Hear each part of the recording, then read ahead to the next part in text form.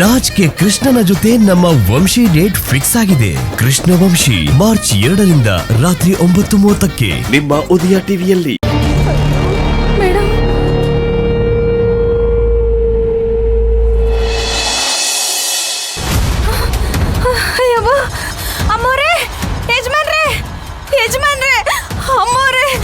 ಬೇಗ ಬನ್ನಿ.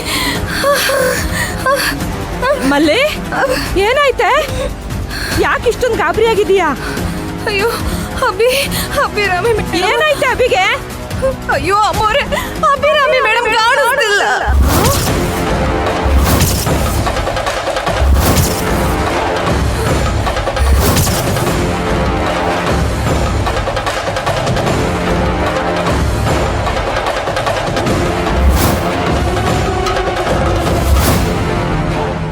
ಅಯ್ಯೋ ದೇವ್ರೆ, ಏನೇ ಹೇಳ್ತಿದ್ಯಾ ನೀನು?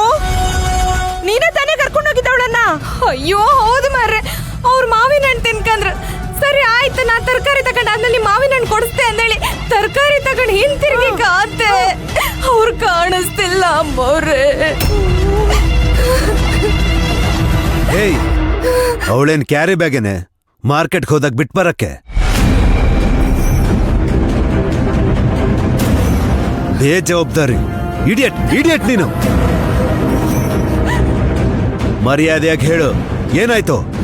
ಇಲ್ಲ ಅಂದ್ರೆ ಶೂಟ್ ಮಾಡಿ ಸಾಯಿಸ್ಬಿಡ್ತೀನಿ.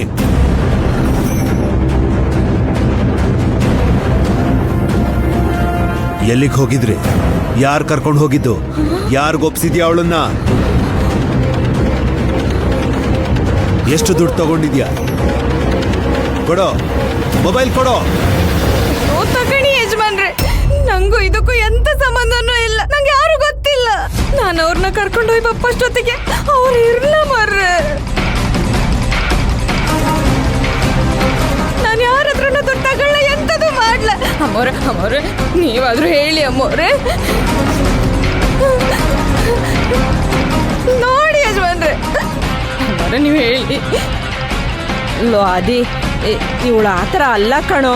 ನನಗೆ ಇವಳ ಮೇಲೆ ನಂಬಿಕೆ ಇದೆ.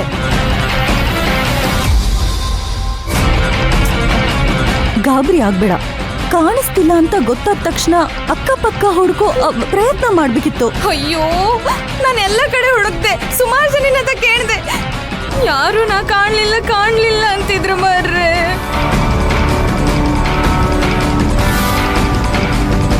ಆದಿಗುರು, ಬನ್ನಿ ನಾವು ಹುಡ್ಕೋಣ.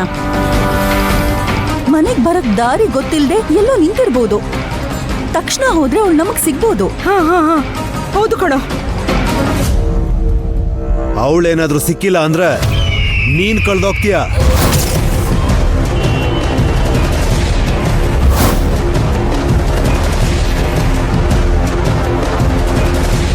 ನಡಿ ಹಾರಿಕ. ಅಮ್ಮವ್ರೆ, ನಿಮ್ ಕೈ ಮುಗಿತೆ, ನಿಮ್ ಕಾಲಿ ಬೀಳ್ತೆ ಅಮ್ಮವ್ರೆ. ನಂಗೆ ಎಂತದು ಗೊತ್ತಿಲ್ಲ. ತಡಿ, ಅವ್ರು ಹೋಗಿದಾರಲ್ಲ, ಏನಾಗತ್ತೆ ನೋಡೋಣ. ಹಾ, ಅಳ್ಬೇಡ, ಸಮಾಧಾನ ಮಾಡ್ಕೊ.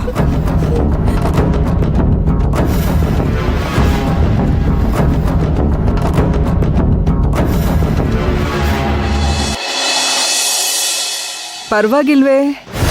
ಅಭಿರಾಮಿನ ಸಕ್ಸಸ್ಫುಲ್ ಆಗಿ ಕಿಡ್ನಾಪ್ ಮಾಡ್ಬಿಟ್ಟಿದ್ದೀರಾ? ನಮ್ ಬಗ್ಗೆ ಗೊತ್ತಲ್ರಿ, ಕೋಳಿ ಮರಿ ಹಿಡ್ದಂಗೆ ಹಿಡಿಸ್ಬಿಟ್ವಿ. ಹೌದಾ? ಅಭಿರಾಮಿ ಇಲ್ಲ ಅಂತ ಅವರೇನಾದ್ರೂ ಪೊಲೀಸ್ ಸ್ಟೇಷನ್ ಕಂಪ್ಲೇಂಟ್ ಕೊಟ್ಟಿದ್ದಾರಾ, ಅಥವಾ ಅವರೇ ಹುಡುಕ್ತಾ ಇದ್ದಾರಾ? ನಮ್ಮ ಮೇಲೆ ಅವ್ರಿಗೇನು ಡೌಟ್ ಬಂದಿಲ್ಲ ತಾನೇ? ನಾವು ಅವ್ರ ಬಗ್ಗೆ ಅವ್ರನ್ನ ಏನಾದರೂ ಕೇಳಿದ್ರೆ ತಾನೇ ಅವ್ರಿಗೆ ನಮ್ಮ ಮೇಲೆ ಡೌಟ್ ಬರುತ್ತೆ. ಅದಕ್ಕೆ ನಾವೇನು ಕೇಳಕ್ಕೆ ಹೋಗ್ಲಿಲ್ಲ, ಸೈಲೆಂಟಾಗಿ ಸುಮ್ಮನಿದ್ಬಿಟ್ಟಿದ್ದೀವಿ. ಒಳ್ಳೆ ಕೆಲಸ ಮಾಡಿದ್ದೀರಾ.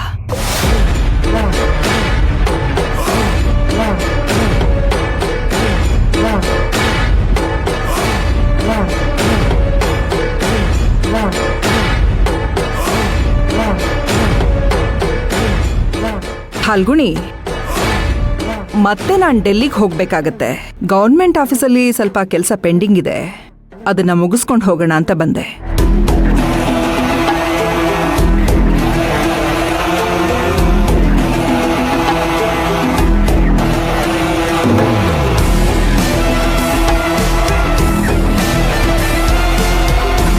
ಏನಮ್ಮ ಶಿವಗಾಮಿ, ಮುಖದಲ್ಲಿ ಶ್ರೀಮಂತ್ರಿಗಳೇ ಎದ್ದು ಕಾಣಿಸ್ತಾ ಇದೆ.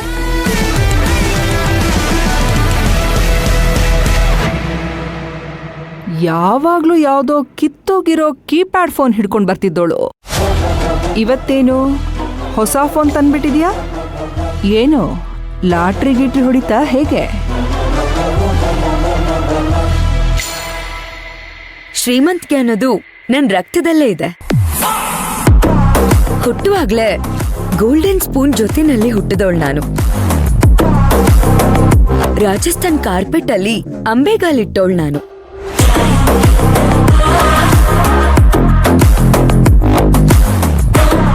ನಾನ್ ನಡೆಯೋದಿಕ್ ಶುರು ಮಾಡಿದಾಗ ನಾನ್ ಎಲ್ಲಿ ಎಡು ಬಿಡ್ತೀನೋ ಅಂತ ಹಿಡ್ಕೊಳ್ಳೋದಕ್ಕೆ 10 ಜನ ಕೆಲ್ಸಕ್ಕಿದ್ರು.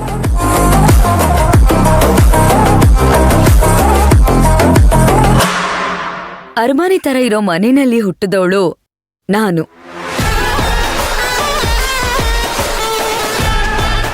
ಹಡಗ್ ತರ ಇರೋ ಕಾರಲ್ಲಿ ಓಡಾಡ್ದವಳು ನಾನು. ನಾನ್ ಸ್ಕೂಲಿಗೆ ಹೋಗೋವರೆಗೂ ಬಡತನ ಅನ್ನೋ ಒಂದು ಪದ ಇದೆ ಅನ್ನೋದೇ ನನಗ್ ಗೊತ್ತಿರ್ಲಿಲ್ಲ. ಮನೆಯಿಂದ ಆಚೆ ಬಂದಾಗ್ಲೇ ಬಡೂರು ಅನ್ನೋಂಥದ್ದು ಒಂದು ವರ್ಗ ಇದೆ ಅನ್ನೋದು ನನಗ್ ಗೊತ್ತಾಗಿದ್ದು.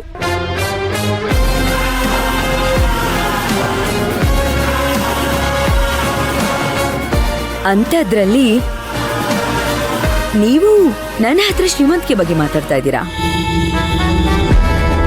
ಓ ಹಾಗಾ? ಅಷ್ಟೆಲ್ಲ ಇದ್ದೋಳು ನನ್ ಮನ್ಲಿ ಯಾಕೆ ಮುಸ್ರೆ ತಿಕ್ಕಕ್ ಬರ್ತಿದ್ಯಾ?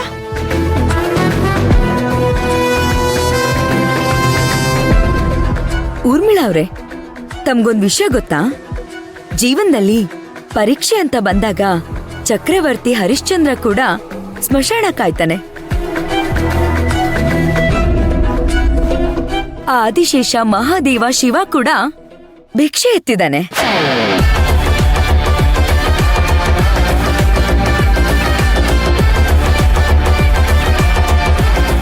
ಇಲ್ಲಿ ಶ್ರೀಮಂತಿಕೆನೂ ಶಾಶ್ವತ ಅಲ್ಲ, ಬಡತನ ಅನ್ನೋದು ಶಾಶ್ವತ ಅಲ್ಲ. ಇದೆಲ್ಲ ಅರ್ಥ ಆಗದೆ ಇರೋರ್ಗೆ ಏನ್ ಹೇಳಿದ್ರು ಪ್ರಯೋಜನ ಇಲ್ಲ. ಅಚ್ಚರಿ, ಅದು ನೀವೇನೋ ಹೇಳ್ಬಿಟ್ಟು ಧಮ್ಕಿ ಹಾಕ್ಬಿಟ್ಟು ಹೋಗಿದ್ರಲ್ವಾ ಅವತ್ತು? ಏನೋ ಹೇಳ್ಬಿಟ್ಟು ಹೋಗಿದ್ರಲ್ಲ ನೀವು? ಏನದು? ಹಾ, ಈಗ ನೆನ್ಪಗ್ ಬಂತು. ನನ್ ವಂಶನೇ ಸರ್ವನಾಶ ಮಾಡ್ತೀನಿ ಅಂತ ಡೆಲ್ಲಿಗೆ ಹೋಗಿದ್ರಿ, ಏನಾಯ್ತು?